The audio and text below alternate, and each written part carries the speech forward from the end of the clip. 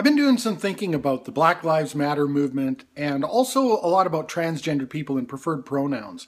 And oddly enough, it was a Bill O'Reilly segment that actually spurred some of my thought on this. Do with that what you will. And it has to do with this idea, the Black Lives Matter movement, and then the counter where people say all lives matter, and the friction that exists between those kind of discussions. And you'll forgive me, I don't remember the name of the black man that was on the O'Reilly segment. I was sort of watching it in a pedestrian fashion, and it was later I'd sort of digested some of the things that were being said when, you know, some things came to light for me.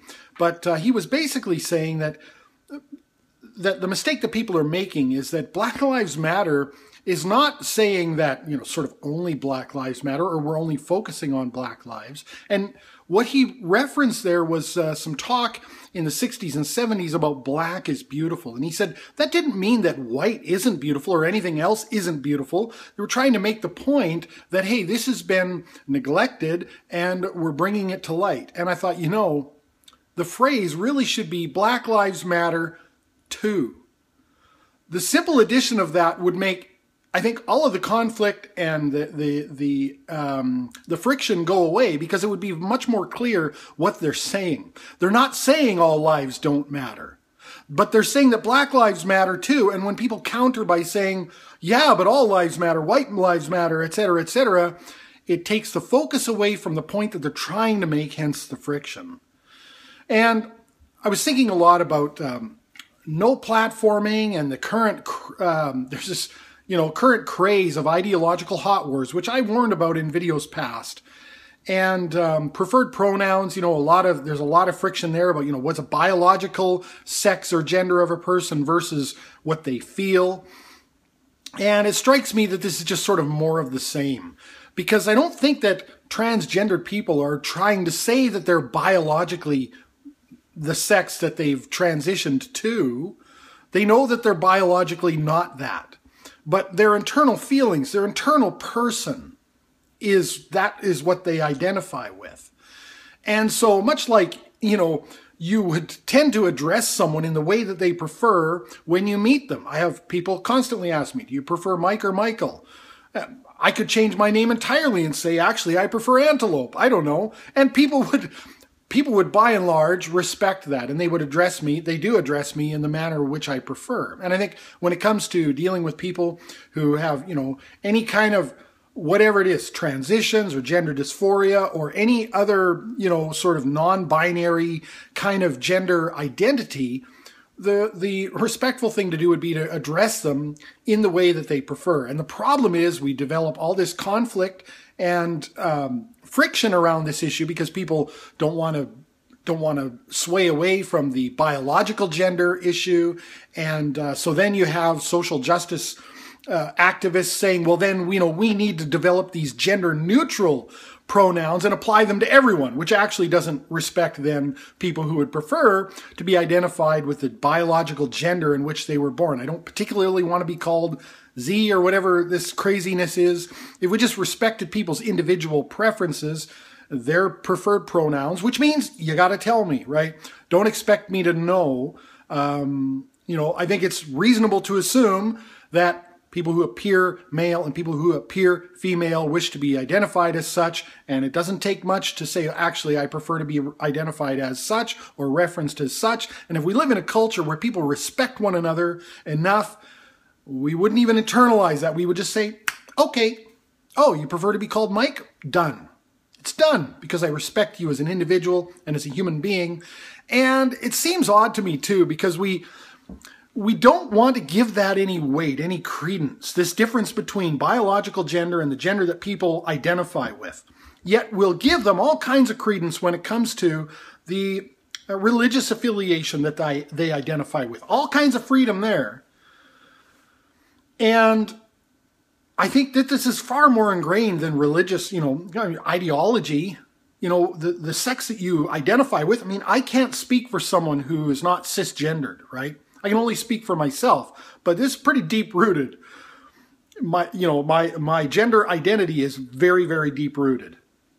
And I suspect it is for most people, especially people who are willing to undergo an entire surgery in order to deal with that. So, I think we just owe each other a whole lot more respect, individual respect, and understand what it is people are saying, rather than, making assertions about biological gender or all lives matter. Understand what the person is saying. And of course, the person saying, needs to be clear about it as well. I also wanted to comment briefly on a Sister Danger video that I watched, which is, I think, relative to all of this, the recent hubbub between Laughing Witch and Mrs. McDermott, or Miss McDermott, and Thunderfoot, and Jenny. Sorry, I only said Miss because I couldn't remember her first name. And Thunderfoot, and also the no platforming that is, huge right now, and freedom of speech and censorship. And Sister Danger was talking in particular about instances where people harass other people so badly that it leads them to suicide, as maybe a counterpoint to the other kind of harassment that people whine about, like being called, saying that you suck on the internet, like Anita Sarkeesian recently said at the conference on, harassment or women's issues or whatever at the women's panel on the UN. And Sister Danger was asking, what can we do? What can be done about harassment that's so vicious that it leads a person to suicide?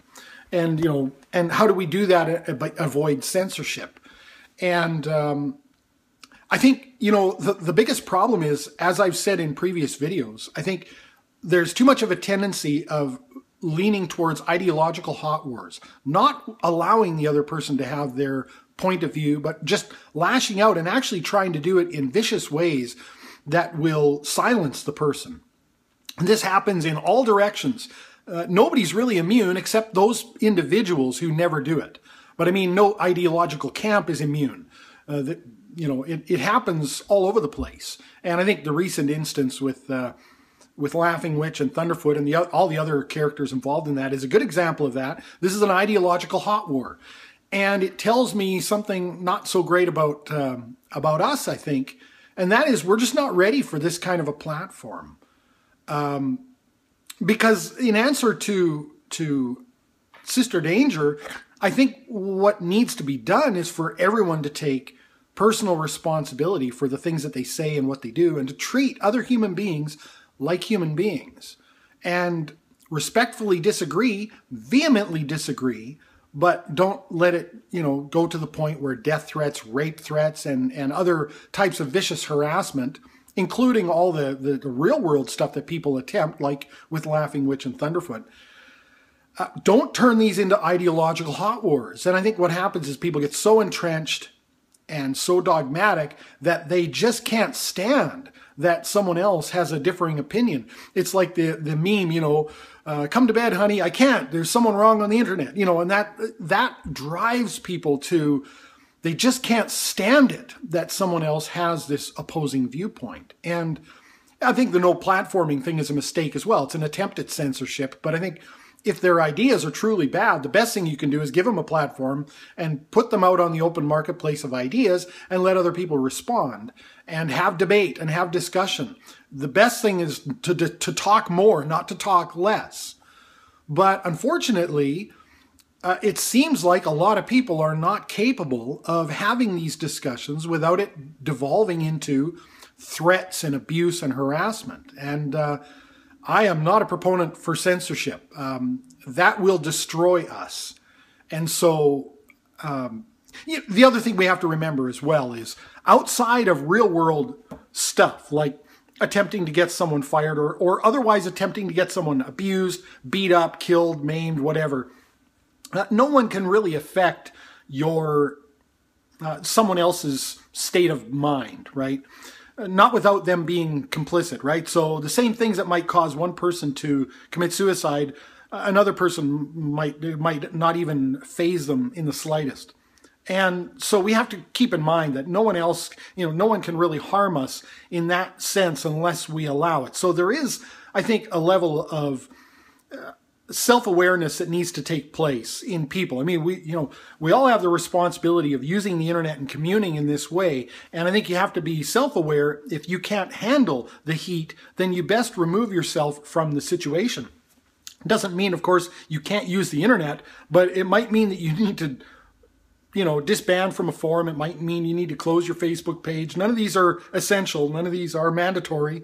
And have that self-awareness. And of course, we all have the onus is on all of us if we feel like we're going down a very serious spiral to seek some sort of help for that. And that I say all of that with an incredible amount of sympathy for someone who would take their own life. I've been, I was harassed in school, as many of you know. I was bullied pretty severely. And I never got to that point, but I understand the depths, however, of how that feels, to feel like sort of everyone's out against you and you have no redeeming qualities and that sort of thing. So I say all of this with an incredible amount of sympathy for people, but I think the internet's kind of a big person's tool, and you have to be prepared for what may exist there. And because this doesn't even necessarily just relate to harassment, it can also just relate to vehement speech and vehement disagreement. And I think this is some of what we see. A lot of what's claimed to be harassment, I think probably the Twitter harassment trial in Canada here that's currently underway is a good example of that. Things that people classify as harassment are actually just vehement disagreement. I mean, harassment, I think, is fairly specific. And some people can't even handle vehement disagreement without going into a spiral of depression. So it really takes, I think, a little bit of self-awareness. And we have to be careful about saying one person caused another person to commit suicide with their words. There's obviously more to it than that. But ultimately, I wish I had an answer to Sister Danger's question, because I think that censorship is not the way to go. That will ruin us. The Enlightenment doesn't work if we're censoring people. But what really needs to happen is for everyone to take responsibility for themselves and to not let things degrade to that point where you're willing to say extremely hurtful things about another person that have nothing to do with the argument, or to make any kind of threats, or of course act out on those threats in the real world. And all of my indications so far have been that we're not prepared to do that. And I say we, I mean in general, because I never do that. And I know lots of people that never do that never resort to any kind of personal attacks and that sort of thing. If you're doing that, you're not adult enough to engage in conversation, in meaningful dialogue. I'm sorry, but if you have to resort to that, you're just not adult enough. And, ideas should be on the table, people not. Ridicule ideas, leave people alone, because, judge a man lest you've walked a mile and all of that. And I don't think any of us is in a position to really judge another person to that extent. You might say that person's got some silly ideas, but you're really only judging a very small portion of that individual. But when you make threats and abusive, harassing comments and videos and that sort of thing, you're attempting to judge that person on the whole. I mean, I did have people when I made a video about global warming skepticism tell me that I'm a waste to society and I should do everyone a favor and kill myself.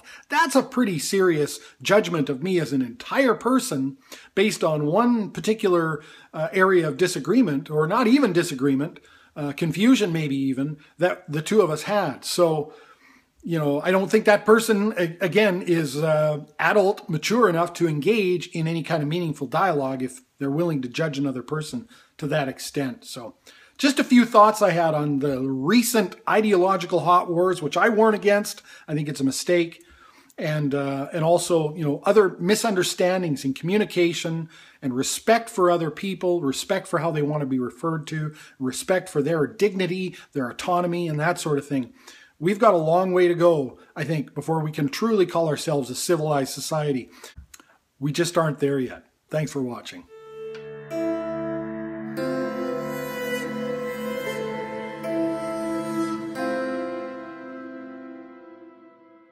Society. We just aren't there yet. We just aren't there yet. Thanks for watching.